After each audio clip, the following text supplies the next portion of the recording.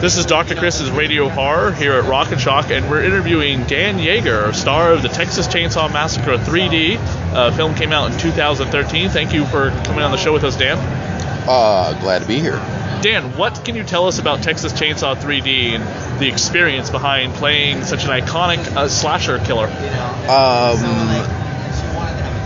I always, when people ask me that, I always say, basically, if anybody ever wants to cover you in blood and give you a chainsaw and let you chase some pretty girl like you want to kill her, you should do it.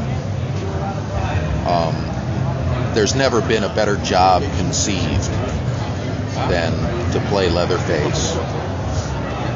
It's satisfying for some strange reason. I'm not sure why. Did you have to do any preparation for the role leading up to it? Yeah, actually, you have to be in really good shape. Those chainsaws are real, and they're heavy, and they're dangerous as hell. You gotta flail them around. Well, they removed the chain on them, don't they? They do. Well, not in our movie. Oh. There was a couple of shots where they filed the teeth off the blade, where he was going after the girl in the back of the van. But if you watch it closely, you can see when that thing finally does hit the seat in the van, it rips the hell out of it. Did you do a lot of your own stunts? All of them. All of them. What was your favorite stunt in the movie? So you're a stuntman by union trade? No. No, you're not. There were actually two stunts in the script that the insurance company said I couldn't do. And they both got eliminated. One was Leatherface was going to jump onto a moving train so he could get from the barn to the slaughterhouse. And the other one was he was going to jump on the back of the van as it tried to get away.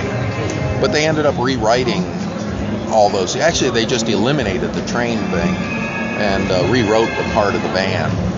Out of any of the slasher movies any horror movie that should be in 3D, it definitely seems like Texas Chainsaw Massacre would fit for a 3D movie, especially with like the chainsaw and the movements toward the screen and stuff like that. Yeah, I admired the discipline of the stereographer, I believe they call him, the guy who controls that part of the camera operation. He determines how. In 3D, there's what they call a point of convergence, and that's basically, as you're watching it, that's the plane of the screen. So stuff is either in front of that point or behind it.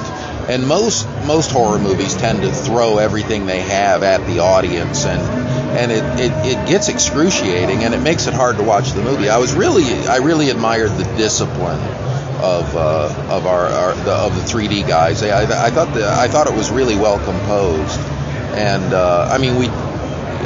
several people have commented about the chainsaw being thrown at the screen. They love that. I said, well, if you're going to make a 3D chainsaw movie, you got to throw the chainsaw at least once.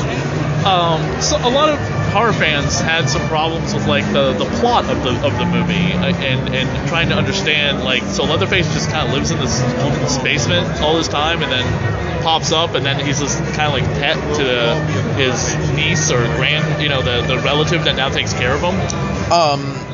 Actually, I think the biggest problem hardcore fans had was they messed with the timeline. The calendar doesn't work. No. And because if they were, really the movie should have been set in 1995. However, 1995 is now considered a period film, and the producers just could not bring themselves to make one because audiences wouldn't show up in the numbers they needed to make I don't know what the budget was. I think it was like $15 million to make a movie, and I know they spent $25 million in distribution. So to make the movie viable, they decided they had to make it present day. And the way they justified it to themselves was, they just said, well, let's just, forget 1973, 1973 happened in, 1985. And if you watch the movie, you'll see, like when the police car shows up at the house. I think that's a 72 Roadrunner or something. I think it's a. And there was all these it's a Mopar. There was all these extra family members living in the house. They were like, where were they in the first movie? No, they were driving up. You see them coming into the house. Oh. So they're out in the country somewhere. And so the next car I think that pulls up is like a mid 70s something. There's like a Bronco or some 4-wheel drive thing. Paul Ray pulls up in a late 70s Camaro, and then the other deputy pulls up in like an 82 Chevy police car. Yeah. And so they were bringing the audience, and nobody ever notices that. And so they're bringing the audience into the date that they want, as when that whole thing supposedly took place. And that was a hard part. Now, you made an insightful comment, and I can't remember what it was. What did you say? Damn, I hate when I lose the thread like that. Yeah, no. I get on my own. I think it was about the whole it was about just the plot and the time period was. Oh yeah, and so and the plot was just like, oh yeah, and you're her pet at the end of the movie. You're like this be good, be kill who you want to kill. Even though I murdered all your friends, by the way. That's the one thing I didn't understand. So you killed all of her friends, but then she's like, good, Leatherface, be calm. Well, psychologically. Her best friend screwed her boyfriend out in the barn. Yeah. She sees them come out in their underwear, and she knows they had a history, and they touch on that. She didn't even know Kenny. He was just kind of a Weasley guy, who likes to cook. And the other guy was ripped her off. So were they her friends? No, they really weren't. And then she realized, oh my God, everything she knew about her life. Her parents lied to her all her life, and she didn't like them. Her life, she inherited this big mansion, and a bunch of money, and that was the best thing that ever happened to her. And then she realized, it's if she's going to hang on to this thing, she has very few allies. The whole town is against her. Everybody in town hates that family. There's bitch written on the gate, of the house. It's definitely confrontational, and I think some of that all that confrontation will be explored if they make the follow-up to this movie. It's a good romp. Pretty much once it gets going, it's a roller coaster ride. Mm-hmm. For the whole thing. Now, were you a big horror fan growing up? Oh yeah. Yeah. I grew up in a little town south of Cleveland. What were you doing before you made Texas Chainsaw? Your IMDb kind of starts there. I was in the cabinet business. Making cabinets? No, cabinets. Cabinets. Yes. Yeah. Architectural millwork. Oh. What made you jump from that to becoming an actor? I started acting actually out of high school. I was in Las Vegas, and I joined the community drama workshop because it seemed like a great place to pick up women, and it wasn't, by the way.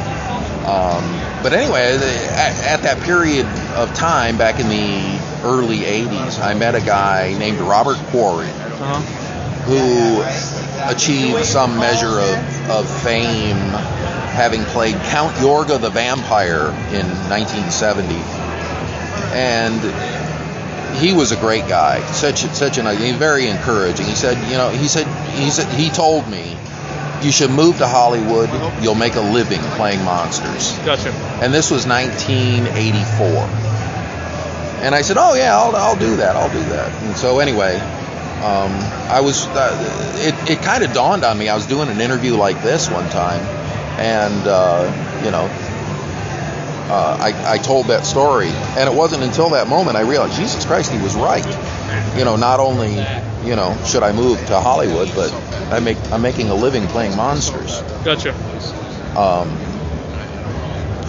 but yeah, and it took me about 20 years to come to the realization that architecture and millwork design wasn't nearly satisfying enough as a life choice, and it came down to that question. What would you do with your life if money was no object? I always did architecture just for the money, and so it was 2009. Well, before we let you go, what are you working on now? We have, under the banner of Bad Anger Pictures, we have a new slasher horror movie coming out called Slaughter Farm. Oh. I always pitch it as Turistas meets Texas Chainsaw Massacre. We're trying to set up financing now. I hope to prep it in April, shoot it in May, have it out by probably this time next year. Cool. Awesome. Well, hey, man, good luck to you. Thank you for coming on the show with us. Thank you very much. Appreciate it. It was weird about it.